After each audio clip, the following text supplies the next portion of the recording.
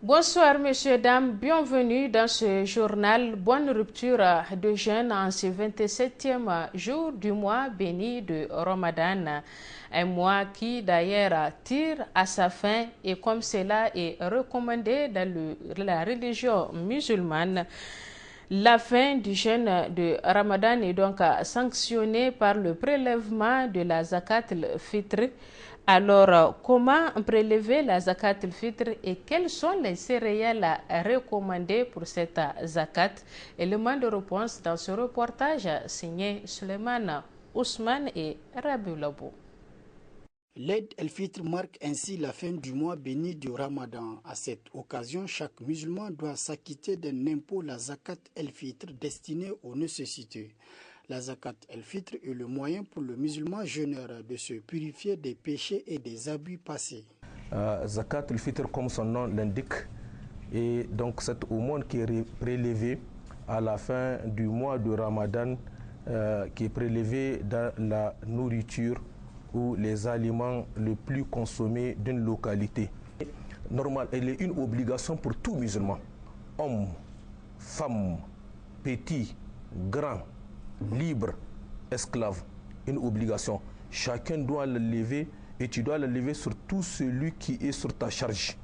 Par exemple, je devrais le lever pour ma femme, pour mes enfants et même pour ma bonne si elle est sous ma charge ou sur un de mes parents s'il est sous ma charge ou bien même mes parents s'ils sont sous ma charge et ils n'ont pas de moyens. Donc, à moi, dans ma famille, de faire le calcul, le bilan de tous ceux qui sont sous ma charge et à chacun d'entre eux 2,5 kg de la nourriture la plus fréquemment utilisée, mangée donc dans la région. La zakat al-fitr n'est pas, elle ne doit pas être transportée à l'extérieur d'une localité, sauf s'il y a besoin majeur. Le prélèvement de la zakat el-Fitr a plusieurs règles. Ainsi, dans quelles céréales prélever la zakat el-Fitr? Je pense que ce qui est le plus mangé ici, les gens utilisent le plus, c'est le haricot, le maïs comme on l'a dit, le sorgho, le mil. Ça on va le mettre, donc il est permis. Celui qui l'enlève dans ça, c'est permis. Mais seulement le riz et les pâtes alimentaires, si nous voyons aussi, sont trop mangés ici au Niger. Et je pense que pour pouvoir donc être dans le cadre de la philosophie de Zakat al-Fitr, il faudrait plus garder sa vision sur le riz et les pâtes alimentaires pour que véritablement, parce que comme nous le voyons dans les rues de Niamey, c'est pas ça l'objectif. Les gens sont assis, on leur donne, c'est même versé à terre, tout cela. L'essentiel pour toi que tu aies enlevé, l'essentiel oui, que tu enlèves, mais il faudrait que l'objectif soit atteint, celui de permettre à chaque musulman qui a jeûné d'avoir quelque chose à manger. Et je suis sûr, si dans mon quartier j'enlève la pâte alimentaire ou le riz et que je donne à quelqu'un, demain, le jour de fête, si je viendrai chez lui, je verrai qu'il est en train de manger cette pâte alimentaire, couscous, maca, spaghetti, macaroni ou toute autre pâte alimentaire dont nous savons qu'il n'y a que les riches ou des jours de fête que la majorité des Nigériens les mangent. Obligatoire pour tout musulman qui a de quoi manger pour un jour et une nuit et qui possède un surplus de nourriture. La zakat el-Fitr, c'est aussi une aide, un soutien, un acte de solidarité à l'égard des pauvres afin qu'ils profitent eux aussi de l'aide el-Fitr. Aussi, la zakat el-Fitr est prélevée avec des instruments de mesure rudimentaires et modernes. La mesure du contenu des 2 pommes de la main jointe 4 fois équivaut à la mesure d'une personne. L'instrument de mesure, le mode Nabi, est aussi utilisé 4 fois. Sa mesure équivalent au prélèvement de la zakat pour une personne. L'instrument de mesure moderne, à savoir la balance, est aussi utilisé. Le poids de 2,5 kg de céréales équivaut au prélèvement de la zakat pour une personne. Voyons à présent à qui la zakat al-fitr doit être destinée et quel est le moment indiqué pour le prélèvement de cette zakat. C'est un reportage de Youssouf Haïdara et Rabiou Labo que nous retrouvons. Au terme du jeûne du mois de Ramadan, les jeûneurs s'activent pour prélever et donner l'aumône appelée zakat al-fitr. Cependant, la question que se pose nombre de croyants est de savoir à qui donner cette zakat al-fitr. Pour qui zakat al-fitr? Zakat al-fitr est prélevé pour remettre, comme nous l'avons dit, aux pauvres. les 8 groupes de personnes à qui on remet la zakat al-amwal du bien sont ceux-là à qui nous devrons remettre zakat al-fitr. L'objectif, c'est de donner à la personne, aux pauvres là, qui n'a pas les moyens de préparer un repas de fête. Vous l'avez donné, donc lui, il va s'en profiter pour préparer le repas de fête. Alors, quel est le moment indiqué pour prélever et donner cette zakat al-fitr?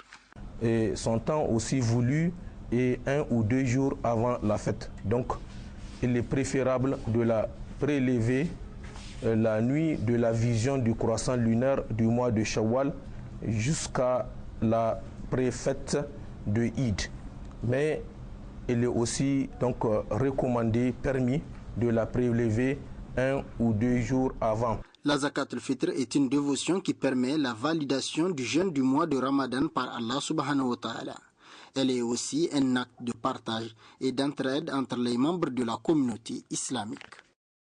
La suite de ce journal avec toujours le mois béni de Ramadan. Vous le savez, la dernière décade donc de ce mois béni, les musulmans vont chercher la nuit du destin ou Laylatul Qadri, et pour cela, dans les mosquées, dans les familles, les fidèles musulmans s'activent pour avoir les bienfaits de cette nuit. C'est un reportage de Luc Oga et Mustafa Abdurrahman Zongoma.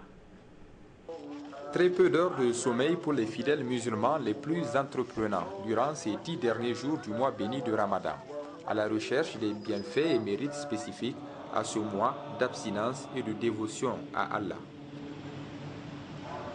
Il vivifie ces 10 dernières nuits dans lesquelles est cachée la nuit de Laylatul Qadr, ou nuit de la prédilection annuelle, telle que relevée par le Saint-Coran. Tout ce qui va se passer cette année-là, c'est pendant la nuit de Qadr qu'Allah va en fait, c'est déjà consigné sur l'Allah al-Mahfouz, ne l'oubliez pas. Tout simplement, cette partie qui concerne cette année-là, eh bien, est marquée pendant la nuit de Qadr. En termes de bonheur, malheur, catastrophe, disette, guerre, paix, santé, maladie, tout ce qui peut arriver de fâcheux ou de bien-aimé dans la vie de chacun, à l'échelle de la planète, à l'échelle de l'univers. Laylatul Qadr. Et enfin, à Taqdir al-Yawmi, pour être complet, la prédestination journalière. Ne l'oublions pas, que chacun d'entre nous a 2 portes au ciel. Une porte par laquelle, chaque lundi et chaque jeudi, nos œuvres sont présentées au Seigneur de l'univers. Une autre par laquelle, chaque jour que le soleil se lève, la prédestination, telle que consignée sur Allah al-Mahfouz, se manifeste sur les créatures de Dieu qui en sont les destinataires que nous sommes. C'est ainsi que l'homme le plus riche de la terre et l'homme le plus pauvre de la terre attendent leur subsistance de la part du Seigneur de l'univers chaque jour que le soleil se lève. Il n'y a rien à faire. وَمَا مِن دَابَّةٍ فِي الْأَرْضِ إِلَّا عَلَى اللَّهِ رِزْقُهَا وَيَعْلَمُ مُسْتَقَرَّهَا وَمُسْتَوْدَعَهَا كُلٌّ فِي كِتَابٍ مُبِينٍ.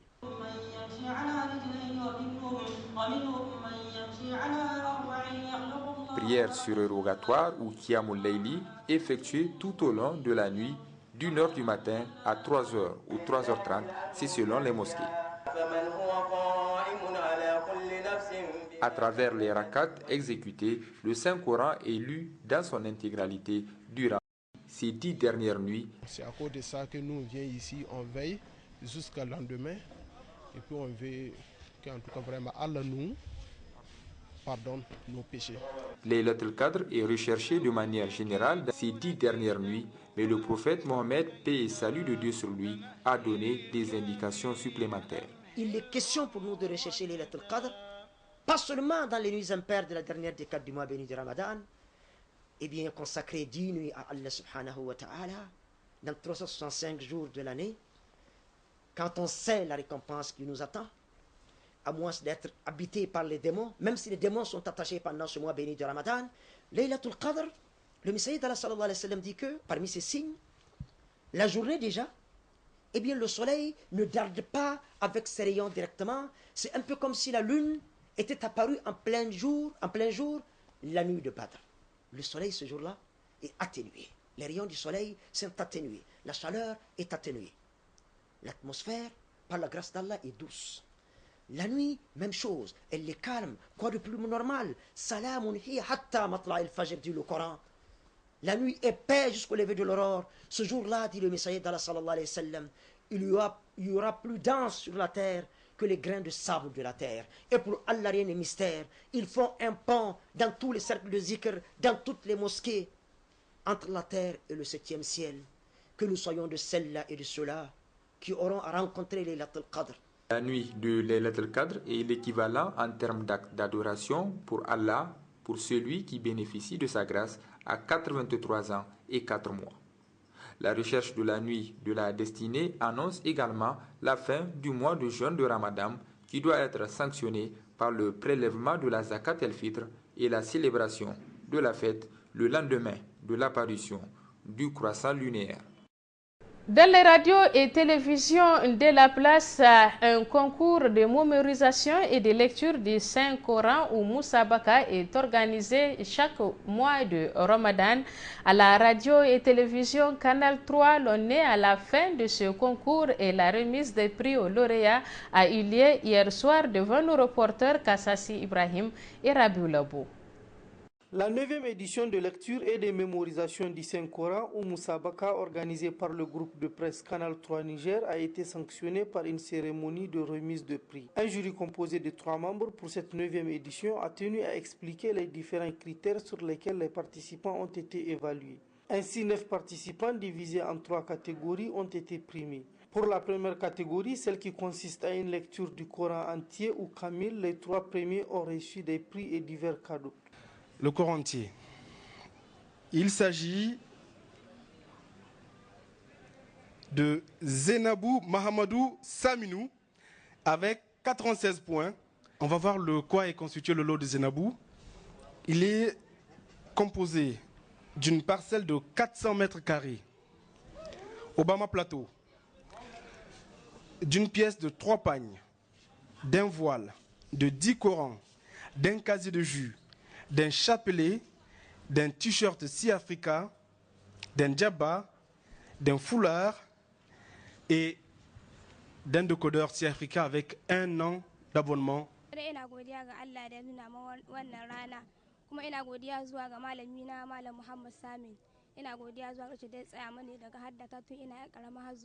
Je remercie Dieu et je remercie aussi l'ensemble des marabouts qui m'ont soutenu.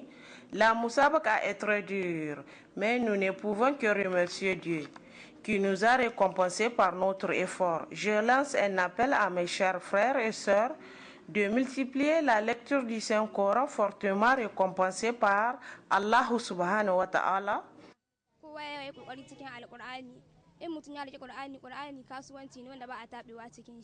La deuxième catégorie concerne les candidats qui ont mémorisé la moitié du Coran, lesquels ont bénéficié également de divers cadeaux. Je viens de Lomé pour venir participer à Musabaka au Niger ici.